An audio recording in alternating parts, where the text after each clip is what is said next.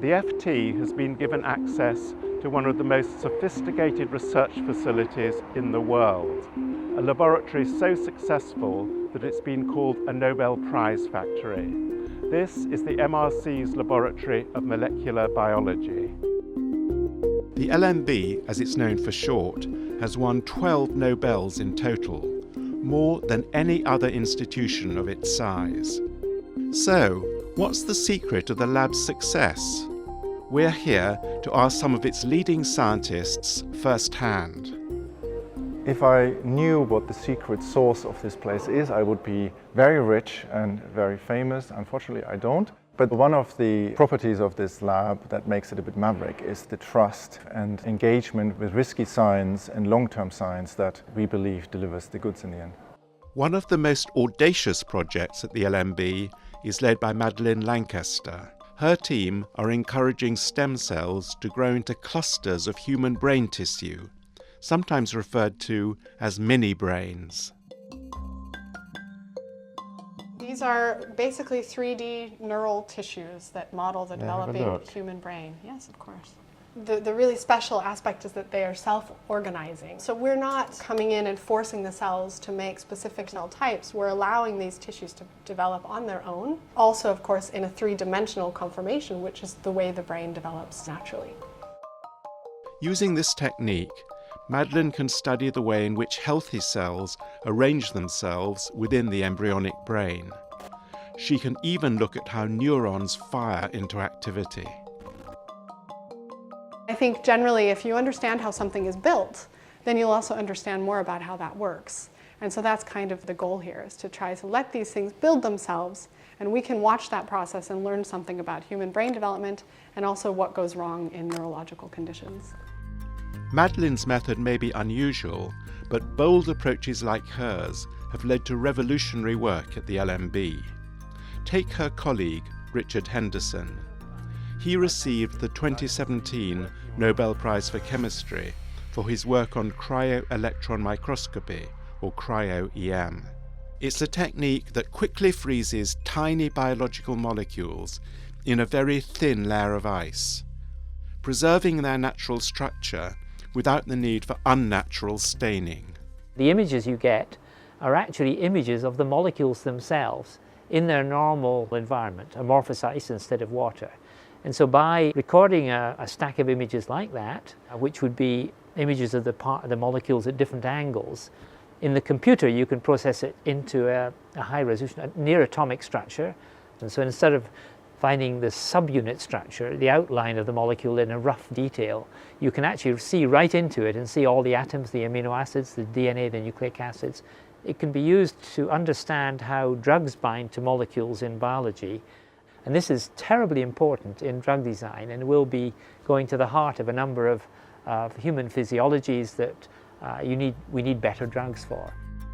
After more than 20 years of research, cryo-EM has the potential to revolutionize so-called structure-based drug design, making medicines that are more effective with fewer side effects.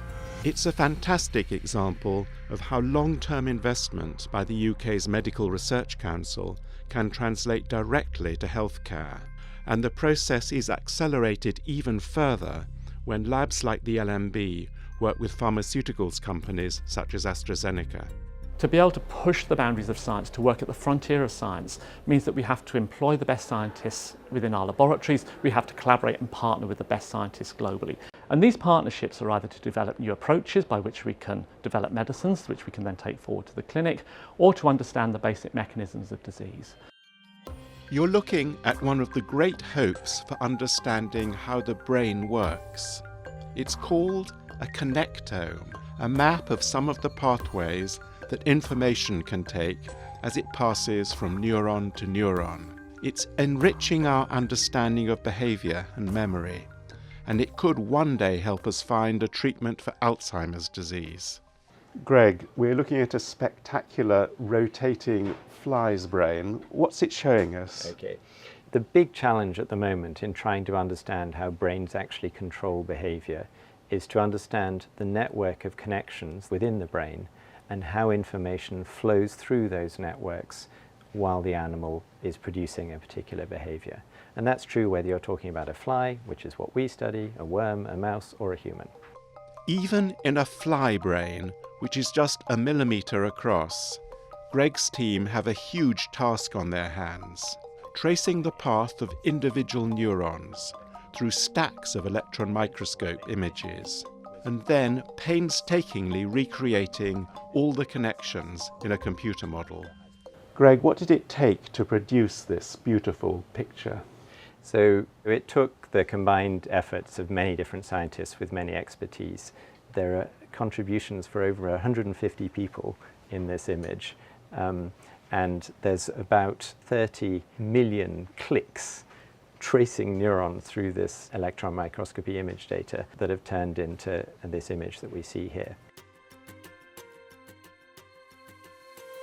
Good science takes a village. Fortunately, Cambridge is building such a village, the Cambridge Biomedical Campus.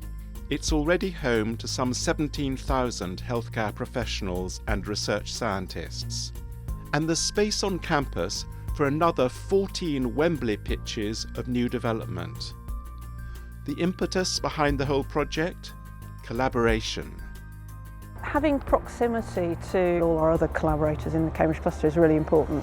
We've got the Royal Papworth, we've got the CIUK buildings, lots of great clinical research. The key is really understanding how we take some of the discoveries that we're building here and really bring them into general practice. And I think a lot of that is understanding how best you make the right kind of connections, how best you put the right infrastructure and informal networks in place to encourage dialogue. Thanks to institutes like the LMB, the UK is already a world leader in biomedical research and development. And if the country takes lessons learned from this lab's history, it has the potential to achieve even more success.